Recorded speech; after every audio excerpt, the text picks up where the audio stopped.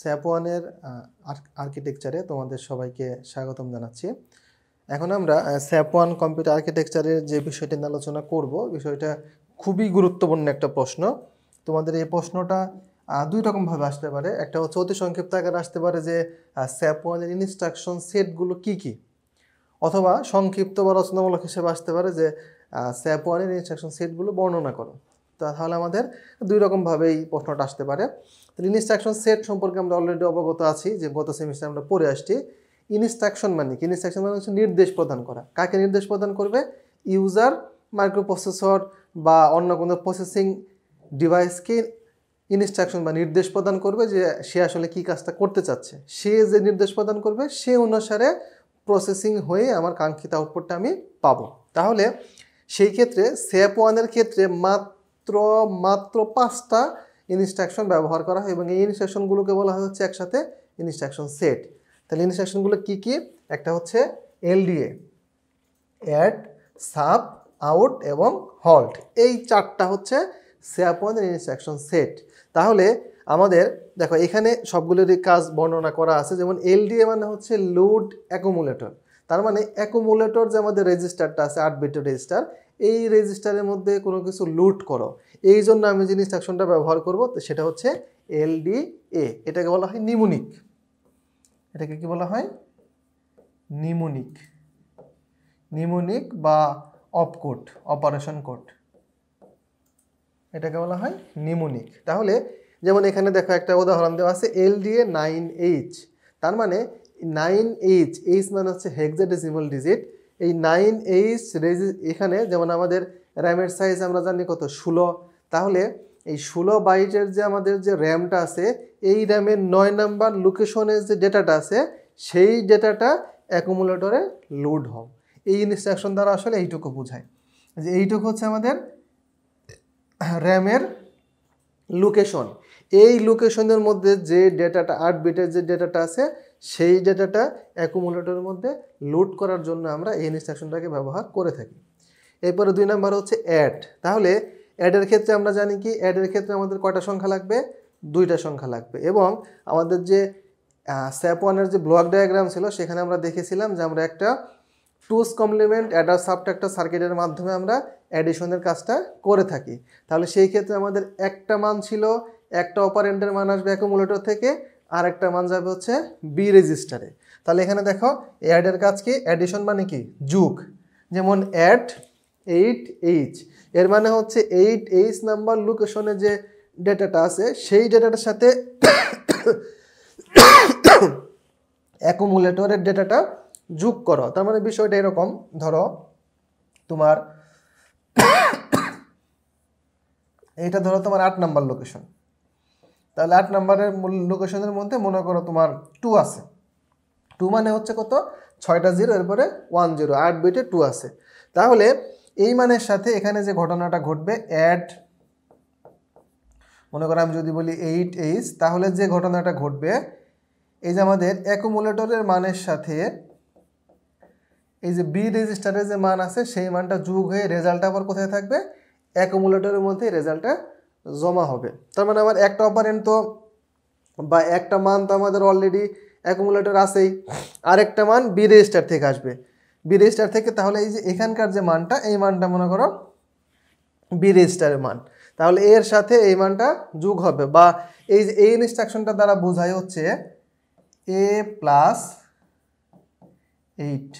এটা আরও যদি সহজভাবে তোমাদের বলি, যে এটা দ্বারা বোঝায় যে এই 8 নাম্বার লোকেশনে 8 বিটের যে ডেটাটা আছে সেই ডেটার সাথে অ্যাকুমুলেটরের যে মানটা আছে সেই মানটা যোগ করো, এবং যোগ করার পরে যে আমাদের যে যোগফলটা পাবো সেই যোগফলটাকে আবার তোমরা কোথায় রাখো? অ্যাকুমুলেটরের মধ্যেই রাখো। এই অ্যাড দ্বারা আমরা এই কাজটা করতে পারি। এরপরে সাব দ্বারা কি আমরা বিয়োগের কাজ করি। তাহলে বিয়োগের কাজ করার জন্য যেমন একই রকমভাবে এটা হচ্ছে তার অপকোড বা নিমোনিক বা ইনস্ট্রাকশন। সাব 8H, তাহলে 8H নাম্বার যে লোকেশনের যে ডেটাটা আছে সেই ডেটাটা সবসময় অ্যাকুমুলেটর, যেহেতু এটা হচ্ছে অ্যাকুমুলেটরের জন্য একটা অপারেশন হবেই, একটা মানকে অ্যাকুমুলেটরের মধ্যে রাখতেই হবে। তাহলে অ্যাকুমুলেটরের যে মানটা আছে সেই মান থেকে 8 নাম্বার লোকেশনের যে মানটা আছে সেই মানটা বিয়োগ করে রেজাল্টকেও তুমি কোথায় রাখো? অ্যাকুমুলেটরের মধ্যেই রাখো।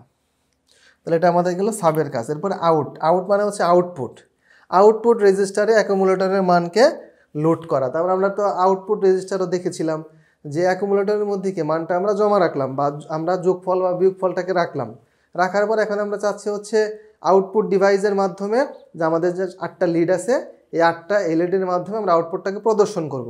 তাহলে সেই ক্ষেত্রে আমাকে আউটপুট রেজিস্টারের মধ্যে মানটাকে নিয়ে আসতে হবে। তাহলে সেই ক্ষেত্রে আমরা যে ইনস্ট্রাকশনটা ব্যবহার করব তা হচ্ছে কি আউট। তাহলে আউটপুট রেজিস্টারে অ্যাকুমুলেটরের মান লোড করা, এর সাথে কোনো অ্যাড্রেস ফিল্ড ব্যবহৃত হয় না। মানে এখানে আমি শুধুমাত্র আউট এইটুকু লিখলে হবে, এখানে আমার কোনো অ্যাড্রেস ফিল্ড যেমন এরকমভাবে অ্যাড্রেস ফিল্ড দেওয়া আছে, এখানে দেখ অ্যাড্রেস ফিল্ড দেওয়া আছে, এখানে অ্যাড্রেস ফিল্ড দেওয়া আছে, এখানে কোনো অ্যাড্রেস ফিল্ড ব্যবহার করা হয় না। এরপরে হল্ট মানে হচ্ছে এই আমার যে কাজটা চলতেছিল কাজটাকে তুমি বন্ধ করে দাও, আর কোনো কাজ আমার এখানে সংগঠিত করার প্রয়োজন নেই।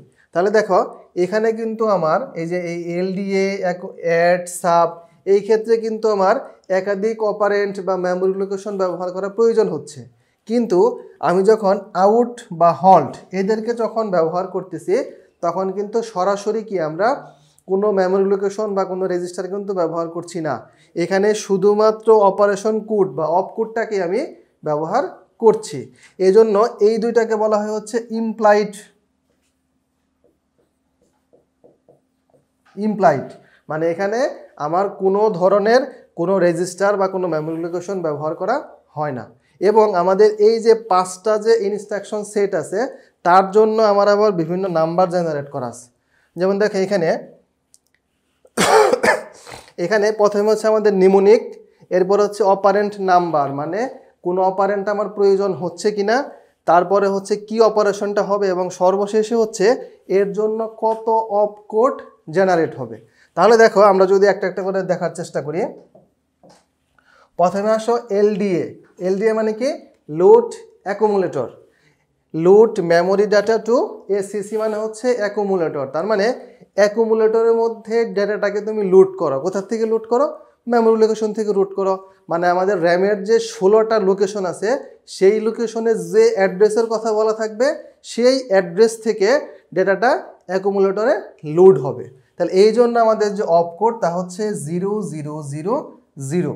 আমাদের যে ডব্লিউ বাসের মাধ্যমে যে 4 বিট আসতেছিল একটু খেয়াল করে দেখো, আমাদের এই যে ডব্লিউ বাসটা ছিল, এই যে আমাদের যে ডব্লিউ বাস, এই ডব্লিউ বাসের মাধ্যমে এই যে আমাদের যে এই দিক দিয়ে যে 4 বিটটা আসতেছিল এই 4 বিটে হচ্ছে এখানকার এই যে আমাদের যে 4 বিটের অপকোড, এই যে এখানকার 4 বিটের অপকোড।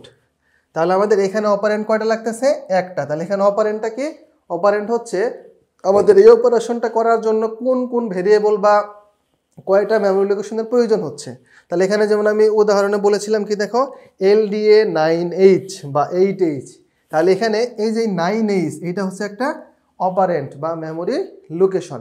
তাহলে এখানে কয়টা প্রয়োজন হচ্ছে? একটা।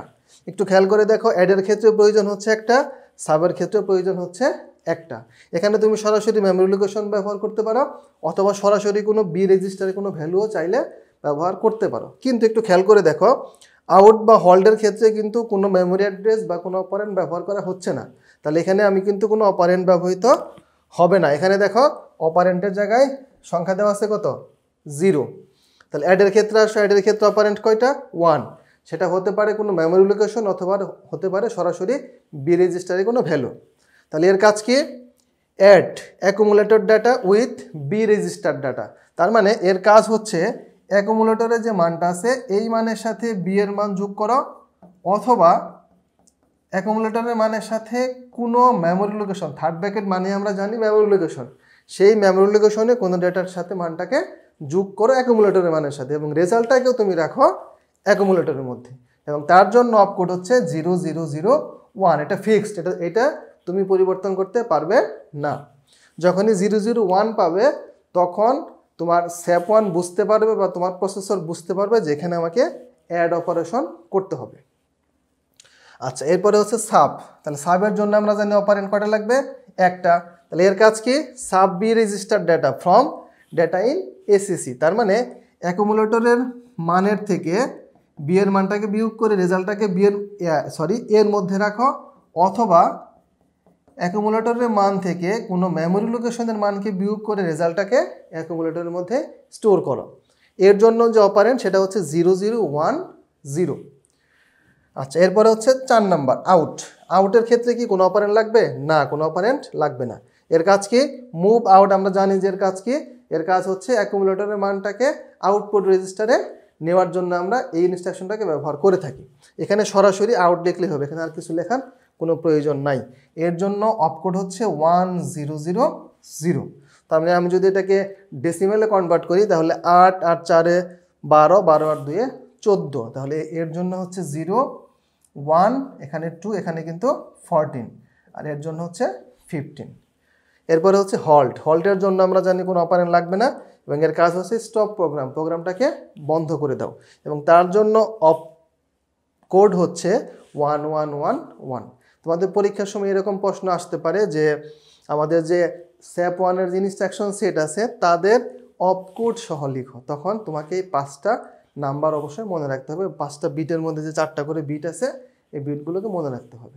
তাহলে আশা করি ইনস্ট্রাকশন সেটটা বুঝতে পেরেছো সবাই। ধন্যবাদ।